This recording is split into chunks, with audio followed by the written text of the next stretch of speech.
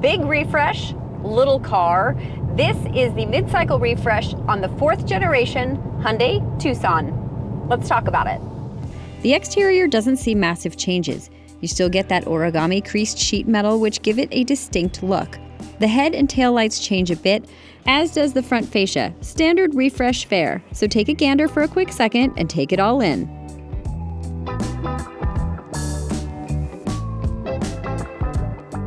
Okay, that's enough time because it's really the interior that sees a big shift.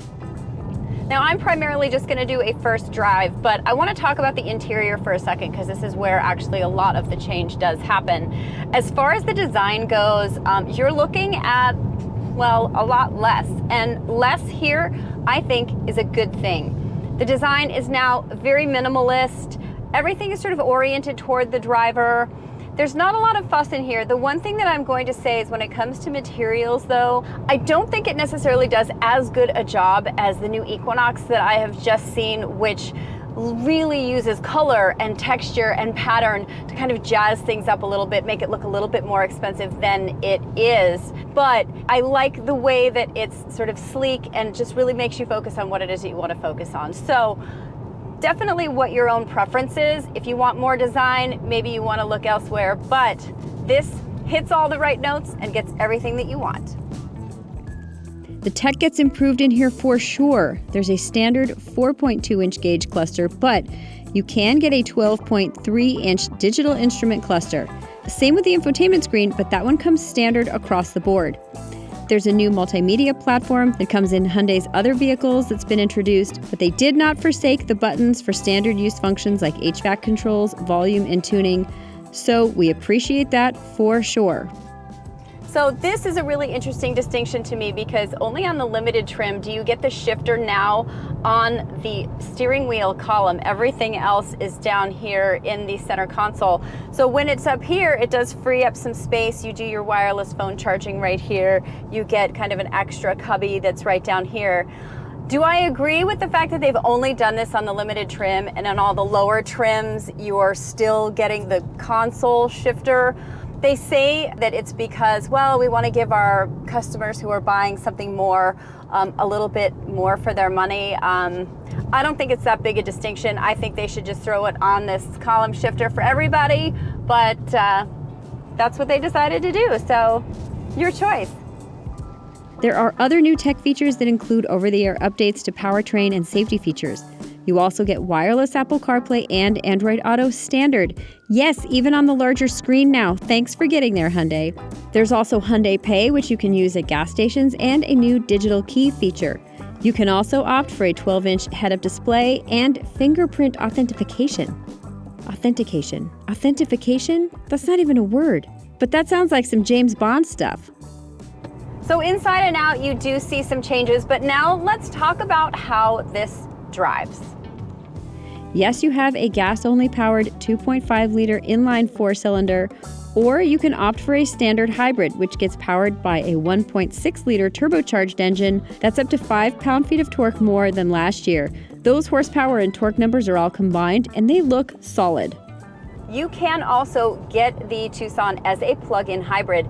That is going to get 268 horsepower, 271 pound-feet of torque, which actually is a great number, and it's up 7 pound-feet from the previous outgoing model. Now, when you plug it in, you can get 100% of your charge in a little less than 2 hours, which I actually think is pretty impressive. I think you get like 32 miles of range. So listen, if you're just commuting around town, that's actually a pretty good setup. It's also good to note that both of those hybrid options come with all-wheel drive standard. I drove the standard hybrid and I thought the acceleration felt terrific. Power delivery was smooth and seamless and plenty. I did not have an opportunity to get into the gas-powered or PHEV, but hopefully we'll be able to do those on another drive. There are 2 drive modes on this hybrid that I'm driving. There is Eco and there is Sport. Now, when I put it into Sport mode, I mean, it definitely feels very zippy. You feel like that instant torque is just kind of right there. I'm really enjoying the driving experience. And now normally when I go into Eco mode, which I'm gonna flip that into right now, gosh, you really almost feel like you put like a bank vault or a piano on the back of your vehicle. Not so much here. I am really pleasantly surprised actually with how peppy this car still feels even in eco mode. And the good thing about eco mode is you have regenerative braking here. So I can hit the paddles. I have 3 levels. 1 is slight, barely feel it at all. 2, you definitely feel a little bit more of a significant grab on those brakes. And then level 3, while no, it is not one pedal driving by any stretch, you definitely, once you pull your foot off, can feel the brakes being applied. I actually think it's quite a fun and entertaining way to be driving, especially on curvy roads.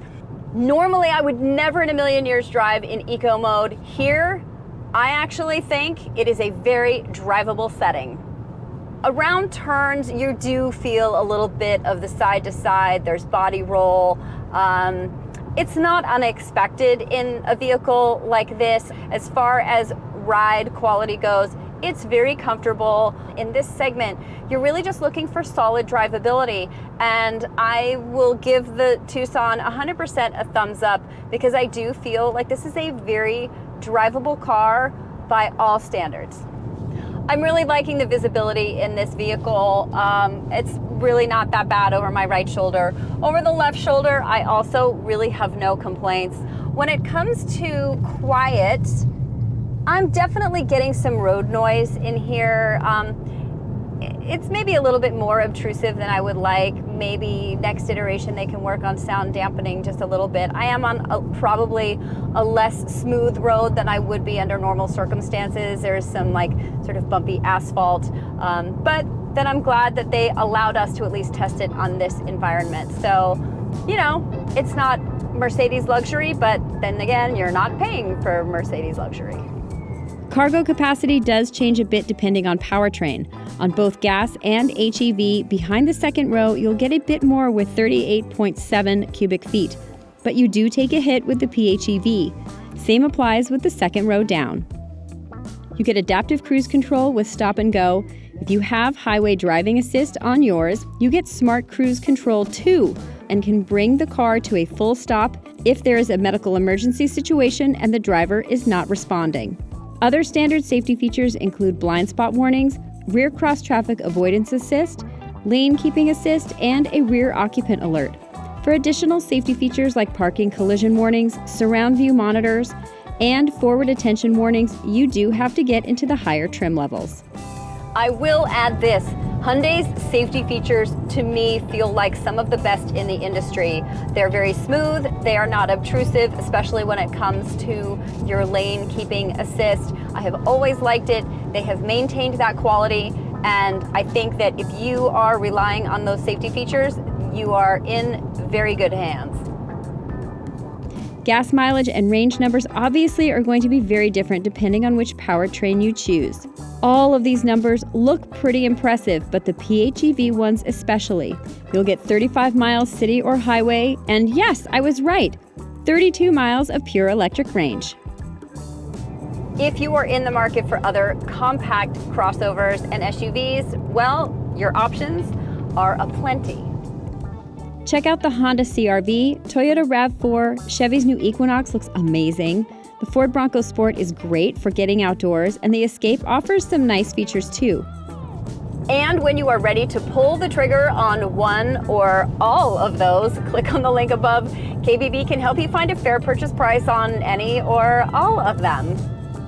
Pricing starts under $30,000 for the base gas-powered Tucson. Add $1,500 for the all-wheel drive version. You'll pay just over $40,000 if you opt for the limited all-wheel drive. For the standard hybrid base model, you're going to spend $34,510. And for the plug-in hybrid, you're looking at a starting price of $40,775. The most expensive Tucson is the limited PHEV, and that will set you back $48,485. Yes, that is a lot of coin, but guys, I gotta tell you, with Hyundai, you do get a lot of car for it. The new Hyundai Tucson comes with options when it comes to the powertrain.